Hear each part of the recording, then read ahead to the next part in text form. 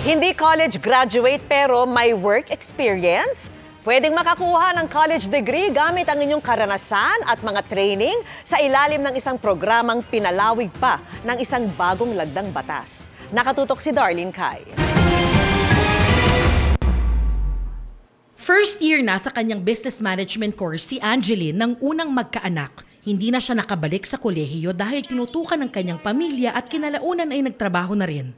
Nakasampung taon man sa sales at 5 taon bilang barangay health worker at ngayon secretary, baka anya mas marami pa siyang naging oportunidad kung may college degree.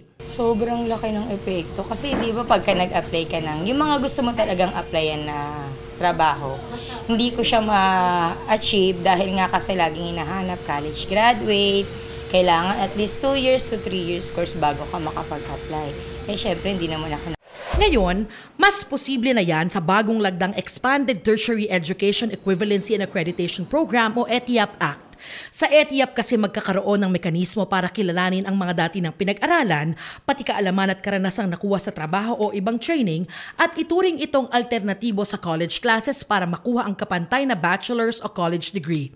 Pwedeng kumuha nito basta Pilipino, edad 23 pataas, may high school diploma at 5 taon o higit pa sa isang trabahong may kinalaman sa gustong makuhang college degree. This is important because your work will be evaluated and credited as units in your degree program. Kung pasok, mag-apply lang sa isa sa mahigit 100 ETIAP authorized schools na nakalista sa CHED regional offices. Sila ang mag-a-assess kung sapat ng unit ng experience mo. Once they apply, they should already bring with them the certificates of their work experience, etc.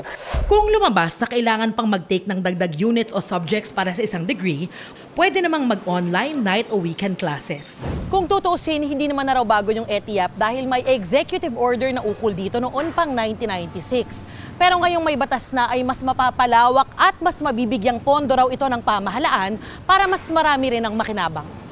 Dahil dito, binigyan ng kapangyarihan ang Commission on Higher Education o CHED.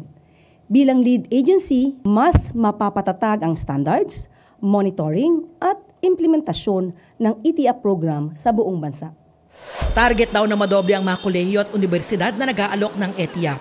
Noong executive order pa lang ay mahigit 41,000 ang ETIAP graduates mula 1999 hanggang October 2024. Ngayon, excited na si Angeline na madagdag sa bilang na yan. Mas gusto ko po yung yung may picture ka syempre na-graduate ka. Syempre iba pa rin yung nakatapos ka. Para sa GMA Integrated News, Darlene Kai, nakatutok 24 oras.